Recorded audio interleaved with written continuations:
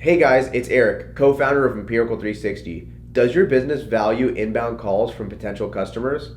If so, I'm going to show you how to generate inbound calls using one of the most effective and underutilized ad formats on Google.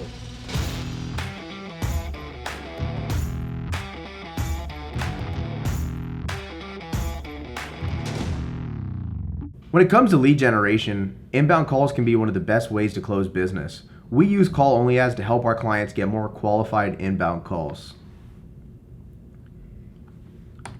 Today we're going to talk about an introduction to the call-only ad format. We're going to talk about the pros and cons of using them. I'm going to give you tips on how to effectively write your own call-only ads, and then I'm going to do a tutorial walkthrough where I create a call-only ad on screen.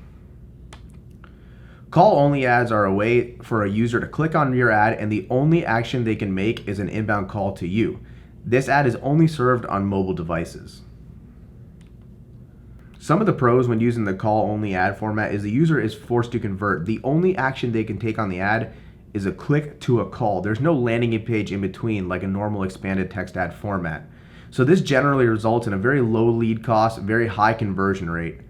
Another pro to using call-only ads is they're very easy to track.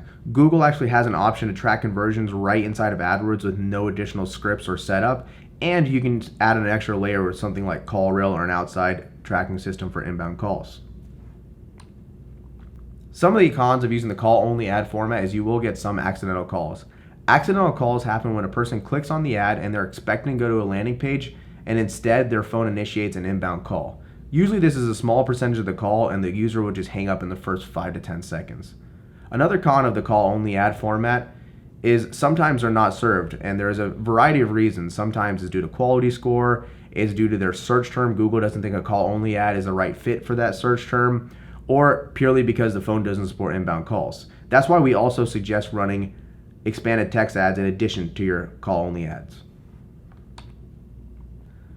Here are some tips we have for using call-only ads. The first is bid high. The reason we suggest that you bid high is first, you can afford to. Since there's an increase in conversion rate, you're able to bid a little bit higher and still get a lower cost per lead. Number two is the call-only ad format generally ranks lower than other ad formats. So you can overcome this by bidding higher and getting more exposure to your ad. We also suggest using words relating to call in your ad copy. This helps prompt the user and set the expectation that when they click on your ad, they're going to be calling you and not going to a landing page. So rather than saying get a free proposal, say call now for a free proposal. We also suggest that you segment your call-only ads into their own campaigns. This will help you effectively allocate your budget, and if you're not getting enough mobile traffic, you can create a separate campaign with expanded text ads so you can get as much traffic as you can. We suggest using all your ad real estate. Real estate's precious, especially when it comes to the low-ranking call-only ads. So fill up the ads with as much value as you can. When using call-only ads, be sure to set your ad schedule so that when a person clicks on your ad, there'll be someone available to answer your phone call. Now I'm going to show you a tutorial of me creating call-only ads inside of Google Ads. So right here, this is where you're going to land when you log into Google Ads. I'm going to click into the campaign where I want to add my call-only ads. I'm going to click into the ad group, and then I'm going to go to the Ads tab. From here, I'm going to add a new ad and select call-only ad. From here are all the options that we have when writing a call-only ad. I'm going to fill these options out right now. I'm going to put my phone number, headline 1 and 2, which was recently added on a Google update.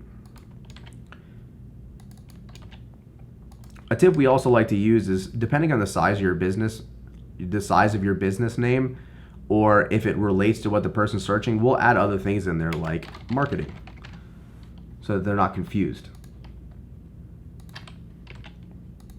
So go ahead and put your description lines in, very similar to an expanded text ad.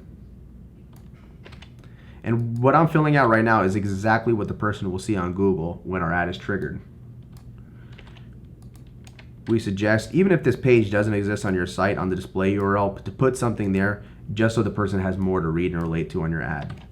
The verification URL is one of the things that is different about the call-only ad versus the expanded text ads, and that is a page on your website that has the phone number in your call-only ad. So that phone number that I have up top right there, it needs to be on the page that I'm putting on the verification URL. The reason is because this is how Google actually verifies that you own that number. And like I said, Call tracking is very simple on call only ads. You can simply click the call reporting on option and it'll automatically count your calls as conversions. Now you might want to check your settings when doing so because the default in Google may not be the default as what you consider a conversion as far as duration. Sometimes you might consider a 1-second call a conversion or a 25-second conversion, and you can edit that in your conversion options. But for now, I like my call only ad the way it is. I'm going to click save, and I've now created my first call only ad. So that's how you create a call only ad. If inbound calls are important to your business, we suggest that you test them out in your Google Ads campaign.